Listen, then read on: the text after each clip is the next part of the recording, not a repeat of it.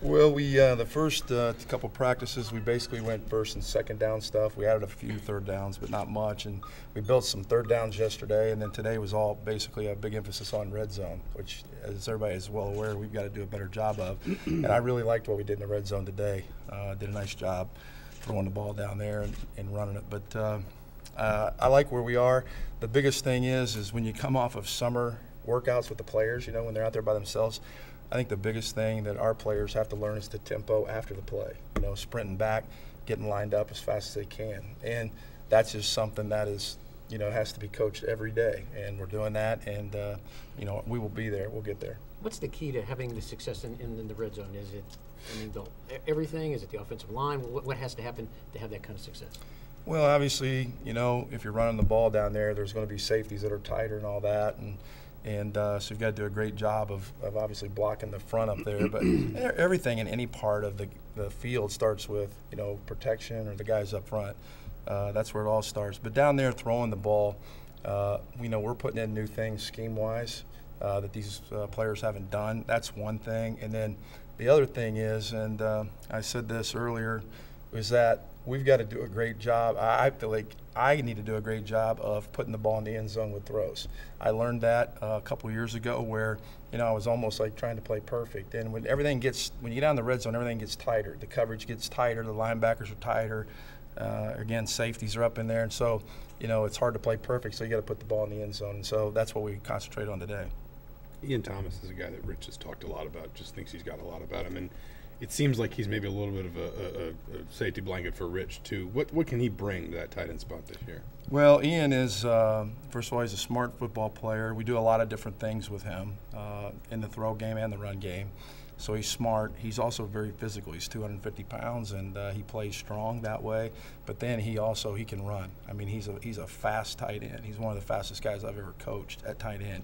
And so he's a mismatch problem. And when we talked about when we started talking about this offense day one, when Tom said, what do we want with the tight end position, it's a mismatch problem. We want a safety shouldn't be able to guard him. A linebacker should not. So that's what, he's able to take advantage of.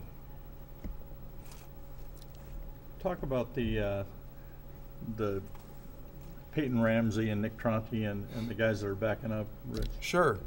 What we're doing right now is we're rotating those guys, trying to find out who our number 2 is going to be. And obviously we thought Peyton had a really good spring. Obviously Nick wasn't here, so he's learning, but he's getting reps. So it's just an evaluation process. We've only gone through 3 practices, but those guys will continue to get reps all the time to find out who our number 2 guy is. What are some of the key kind of growth points for Peyton? You talked about him in the spring, and we saw him in the spring game. Just kind of what are the next steps for him? Well, I think the biggest thing is he has to, a number 2 never gets as many reps as a number 1. That's normal. But when he gets his reps, he's got to do a great job of taking care of the ball. That goes back to playing the quarterback position. And then I think the other thing is that, his just throwing the ball down the field a little bit more. So that would be something that he's continuing to work on. As you approach building this offense, are you more a teacher at this point? Do you get feisty? How do you, or maybe a little bit of both? You seem pretty calm today, but I don't know, how does that, as the season progresses here? It always depends on the drill or whatever. When I'm calling plays, I can't get feisty. So, I feel like this, and it's the culture that Tom Allen has here, in that we're going to be positive, and we're going to teach, and we're going to demand, and so that doesn't mean you can't get a little feisty in there, but you want to be, you want to be positive with these players, and that's what we are. And I feel like I am a teacher. I feel like all of our coaches are teachers, and there's a lot of ways to teach, and I have my way, and I'm not saying it's the right way or wrong way, but I just have my way, and there's times I do get a little, after them a little bit, and there's other times I'm patting them on the back, and and I think we're building confidence on offense. I really do. And to build confidence, you've got to be a confident coach. And Grant Hurd talked about that 2 days ago in our staff meeting about, again, being a confident coach out there all the time. And I have great confidence in our players. I have great confidence in all of our coaches, and so I try to coach that way.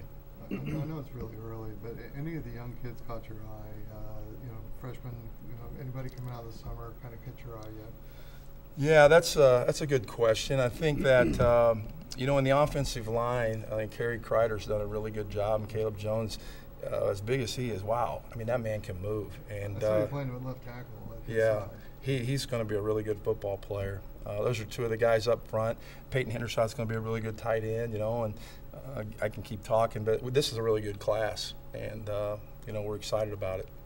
Your early thoughts on how how the offensive lines, I know it's only 3 practices in, but a lot of new faces, how they're kind of gelling early on. Well, today was the first day with the shoulder pads on, and I thought we had some good stuff, but we got some things we have to clean up. That's typical. You know, I talked to our offense day one. I said, did anybody walk out here feel like we were going to be ready to play Ohio State today? No. We will be ready when game time comes. So I always believe training camp's a process, just like with the offensive line, with all positions, it's a process. And so, you know, I expect tomorrow with the pads on, we get better that way too. But there was some good stuff out there. In terms of running back, I mean, Mike Majette is kind of viewed as a kind of an all-around guy that can do a little bit of everything reasonably well.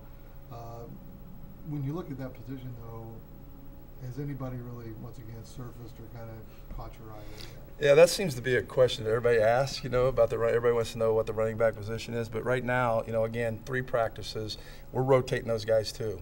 We've got to find out who that guy is, who's number 2 and 3, and et cetera. So, you know, you don't do that after just 3 practices. So we're just rotating them, and we're going to find out, you know, who those guys are. And, you know, like right now you see some really good strengths and stuff. But once you get the pads on, that really proves who the players are when you have the pads. So day one, so I don't know yet.